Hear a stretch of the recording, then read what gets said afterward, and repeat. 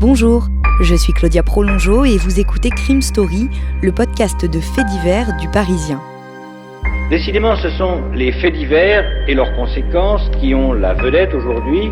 Des restes humains ont été retrouvés sur la propriété. Le préfet de la région Corse a été assassiné de plusieurs balles dans la tête ce soir. Un couple et ses 4 enfants ont donc disparu. L'enquête s'oriente aujourd'hui vers un geste criminel. Chaque semaine, je vous raconte une grande affaire criminelle en m'appuyant sur l'expertise du chef du service police-justice du Parisien, Damien Delseny. Bonjour Damien. Bonjour Claudia. Aujourd'hui Damien, le premier de nos 2 épisodes consacrés à l'affaire du tueur des trains. Ouais, ou comment une véritable psychose s'est invitée dans les trains de nuit français à l'automne 1999, comme si un fantôme semait la mort sur les rails. Isabelle Peake est une jeune Britannique de 20 ans qui suit des études de droit en Angleterre à Birmingham. En 1999, elle a l'occasion de faire une année d'échange en France, dans la Haute-Vienne, à Limoges. Elle n'hésite pas une seconde.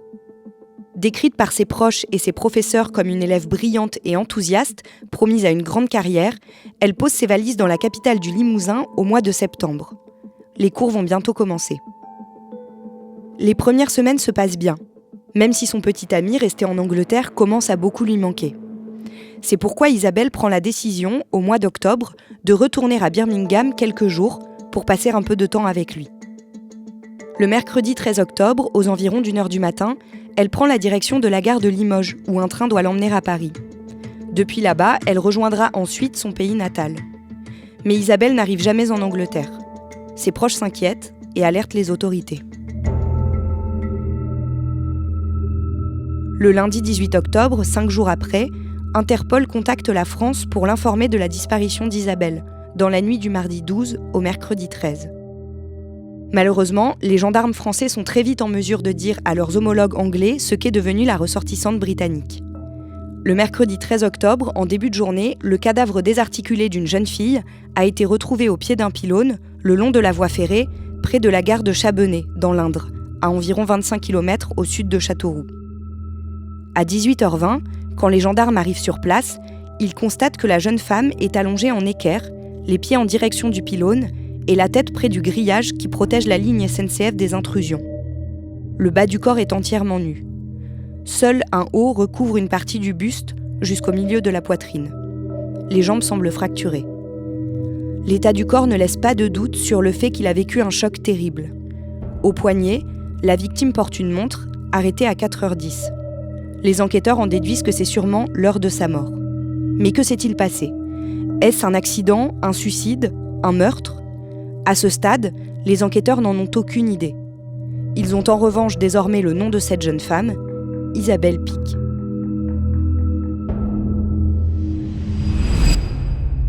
Damien, est-ce qu'on trouve davantage d'éléments autour du corps d'Isabelle Peake ? Alors, autour du corps, on ne va pas trouver d'autres éléments. En revanche, un peu plus loin, le long des rails, à 15 km à peu près de la gare de Chabenay, on va trouver les bagages d'Isabelle et son sac à main. Ça veut dire que ces objets, ils ont été jetés du train après le corps. Les enquêteurs vont aussi se rendre compte que la famille d'Isabelle, elle dit Isabelle, elle n'est pas du tout suicidaire, il n'y a pas eu de message alarmant, elle allait voir son petit ami en Angleterre, il n'y avait aucune raison qu'elle se jette par la fenêtre d'un train. Elle était plutôt heureuse, donc assez rapidement, la piste du suicide, elle tient pas, et c'est celle du meurtre, de l'homicide, qui devient en réalité une évidence. Et est-ce que l'autopsie apprend quelque chose aux enquêteurs ? Pas grand-chose. Le corps, il a été projeté à environ 140 km/h, donc c'est une vitesse quand même très élevée. Le corps a heurté un caténaire électrique, donc effectivement, le corps, il est en très très mauvais état. Ce que va confirmer l'autopsie, c'est les premières constatations faites sur place par les gendarmes, c'est que le corps d'Isabelle, il supporte de multiples fractures, le crâne est éclaté. Alors, tout ce qu'on sait, c'est qu'elle n'a pas été tuée avec une arme à feu, puisqu'il n'y a pas d'orifice d'entrée ou de sortie de balles, qu'elle est effectivement morte des conséquences de sa chute. On ne peut pas non plus conclure à partir de l'autopsie s'il y a eu relation sexuelle, si elle a été violée ou pas. Tout ce qu'on sait, en fait, c'est qu'effectivement, elle a été jetée soit par une fenêtre, soit par la porte du train. Alors en Angleterre, cette affaire fait la une des journaux et ça met un peu la pression aux enquêteurs. Les affaires qui impliquent des ressortissants étrangers, touristes ou là une jeune étudiante, sont toujours des affaires un peu sensibles parce qu'effectivement, il y a la complexité de l'enquête et puis il y a une pression supplémentaire. Là, en Angleterre, c'est une affaire qui fait parler, qui fait pas mal de papiers dans les journaux. Donc la France et les autorités françaises et la gendarmerie vont mettre pas mal de moyens dès le début. Ils vont mettre en place un numéro vert et un site internet dédié uniquement à cette affaire.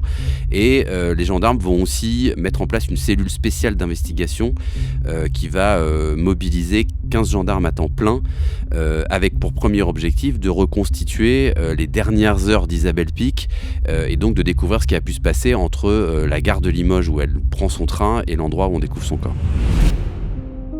10 jours après la découverte du corps d'Isabelle Pic, le train dans lequel elle est montée est placé sous scellé. Les gendarmes en fouillent chaque recoin. Ils ne trouvent rien qui fasse progresser l'enquête. L'enquête piétine à propos de la disparition d'une étudiante anglaise retrouvée morte le long d'une voie ferrée dans l'Indre le 13 octobre dernier. Ils se mettent alors à chercher des témoignages du côté des passagers et placardent sur toute la ligne des appels à témoins. Un homme se manifeste. Il assure avoir vu Isabelle à la gare de Limoges le mercredi 13 octobre vers 1h du matin. Elle a d'abord discuté avec un habitué de la gare, puis avec un jeune homme qui portait une casquette et avec qui elle est montée dans le train. Un portrait robot est réalisé et affiché dans plusieurs gares sur la ligne Limoges-Paris. Parallèlement, la gendarmerie se lance dans une reconstitution inédite. Elle contacte une équipe de cascadeurs. Parmi eux, Rémi Julienne, connu pour avoir travaillé pendant des décennies pour le cinéma. Devant les caméras françaises et britanniques, il rejoue le meurtre plusieurs fois en jetant un mannequin depuis le train en marche, selon différents scénarios. Et hier, en gare de Chabenay, il a fallu une demi-journée de travail aux 10 hommes du cascadeur Rémi Julienne pour préparer au mètre près la reconstitution du drame. Car Rémi Julienne est devenu, pour la circonstance, un expert judiciaire. 4 mannequins pesant le même poids qu'Isabelle Pic, habillés de la même manière, sont ainsi préparés. Ce matin, le train emmenant gendarmes, magistrats et médecins légistes était équipé de 4 caméras. À 9h06 précise, l'Express Brive Paris aborde la courbe à 125 km/h. La scène ne dure que quelques secondes et elle montre l'effroyable violence du choc. Sous des angles différents, 4 mesures d'impact seront ainsi effectuées à 4 reprises dans la journée, à la satisfaction des magistrats. Au 4e essai, l'équipe de cascadeurs pense avoir résolu l'énigme. Le mannequin atterrit au pied du pylône, exactement dans la même position qu'Isabelle. La jeune femme a donc été éjectée par la fenêtre d'un compartiment. Grâce au témoignage d'un riverain de la gare de Chabenay, les enquêteurs acquièrent la certitude qu'Isabelle a été jetée vivante du train. Cette nuit-là, le témoin a entendu un hurlement vers 4h du matin. Les gendarmes finissent par établir une liste de 30 noms correspondant à des suspects potentiels, puis ils les éliminent un par un. Au bout de quelques semaines, il leur en reste 4. Puis l'enquête patine. Jusqu'au mardi 14 décembre. Ce jour-là, un message de la police de Dijon arrive dans toutes les gendarmeries françaises. Il demande que n'importe quel agent qui croise la route d'un jeune homme nommé Sid Ahmed Rezala l'interpelle et le place en garde à vue. Cet homme, déjà recherché par les gendarmes de Châteauroux, est soupçonné par les policiers dijonnais d'avoir commis un homicide dans un train. La sécurité des voyageurs dans les trains de nuit mise en question avec ce nouveau meurtre d'une voyageuse, une jeune femme de 36 ans originaire du Nord, assassinée à l'arme blanche très tôt hier matin dans le train Calais-Vintimille. Il y a 2 mois, c'était une jeune Anglaise, Isabelle Pic, qui avait été jetée du train Limoges-Paris. Damien, qu'est-ce que c'est que cette histoire d'un autre meurtre qui a eu lieu dans un train ? Ça concerne une femme de 36 ans qui est embarquée à bord du train de nuit Calais-Vintimille. C'est son mari qui l'a déposée à la gare de Douai dans le Nord le lundi 13 décembre à 21h15 précise. Alors elle partait pas toute seule, elle partait avec son fils pour voir sa mère qui était malade dans le sud de la France. Et dans le train, cette femme qui s'appelle Corinne Caillot et son fils se sont endormis tranquillement dans un compartiment couchette qui était situé dans la voiture numéro 46. Et à 2h54 précisément, le contrôleur tire le signal d'alarme. Oui, il y a un contrôleur qui fait sa ronde dans le train et qui va découvrir le corps ensanglanté de Corinne Caillot qui est affalé dans les toilettes du wagon. Le train s'arrête en Bourgogne au niveau de Dijon. les enquêteurs arrivent, qu'est-ce qu'ils remarquent ? C'est le commissaire de police qui est chef de la sûreté départementale de Dijon qui va monter dans la voiture 46.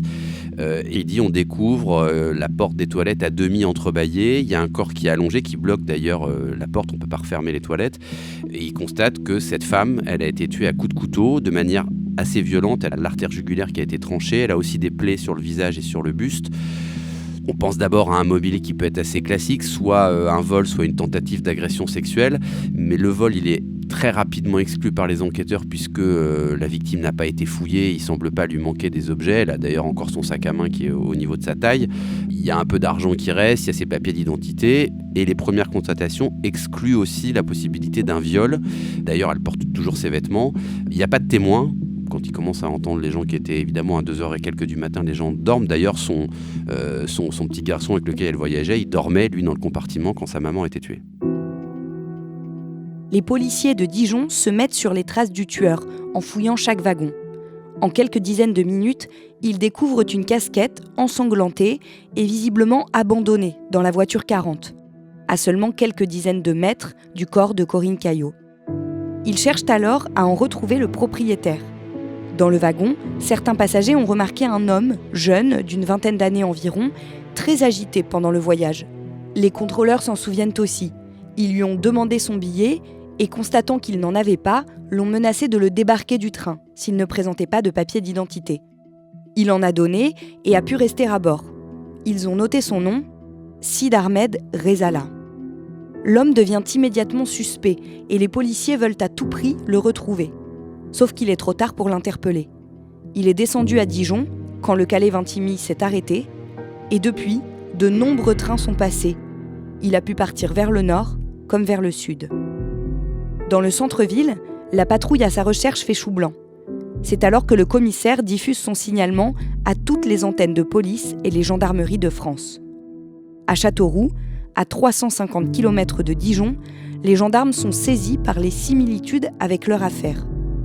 Ils jettent un coup d'œil à la liste de suspects qu'ils ont établis, seulement 4 noms, et parmi eux, celui de Sid Ahmed Rezala.